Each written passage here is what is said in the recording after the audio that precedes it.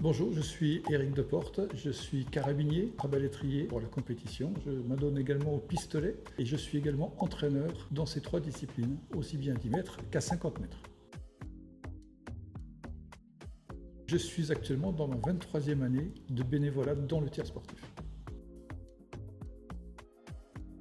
Alors on devient loader quand on a décidé d'aider une personne en situation de handicap à pratiquer le tir sportif en compétition. Ça consiste à préparer son matériel, son arme, et à l'assister dans tout ce qui est opération de tir, c'est-à-dire charger l'arme, manipuler la culasse et mettre l'arme en sécurité après le tir.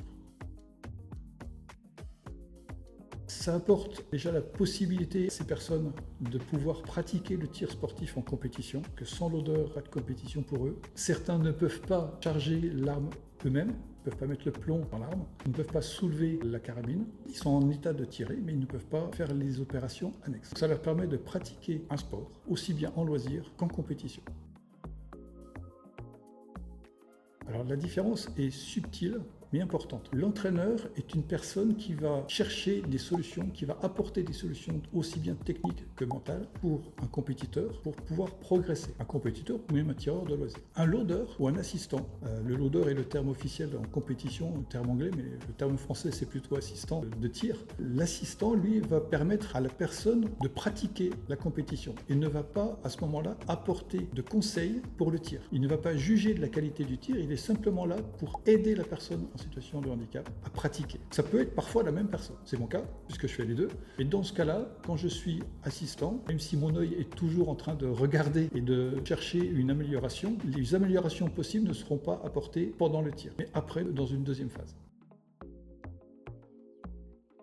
Déjà, je le féliciterai parce que c'est très bien de s'intéresser à ce domaine, c'est très bien d'aider les autres, et notamment les personnes en situation de handicap. Il faut des loaders, il faut des assistants, et je leur dirais, foncez. Ne vous préoccupez pas des préjugés sur le handicap, allez-y. Les personnes en situation de handicap sont des personnes formidables, sont des personnes qui, hormis le handicap, sont tout à fait normales et sont la plupart du temps très charmantes.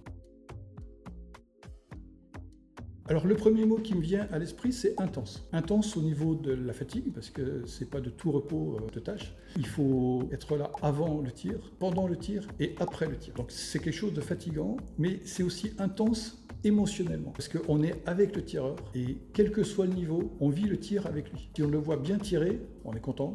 Si on voit qu'il est en difficulté, on ne peut pas l'aider parce qu'on est assistant, on n'est pas coach, on n'a pas le droit d'intervenir, mais on est mal pour lui et on aimerait faire tout ce qu'on peut pour l'aider et c'est intense, ça peut être intense. Le deuxième mot, c'est enrichissant. Enrichissant au niveau des contacts humains qu'on peut avoir avec d'autres personnes, enrichissant au niveau de la pratique parce qu'on voit d'autres manières de tirer, d'autres manières de pratiquer notre sport.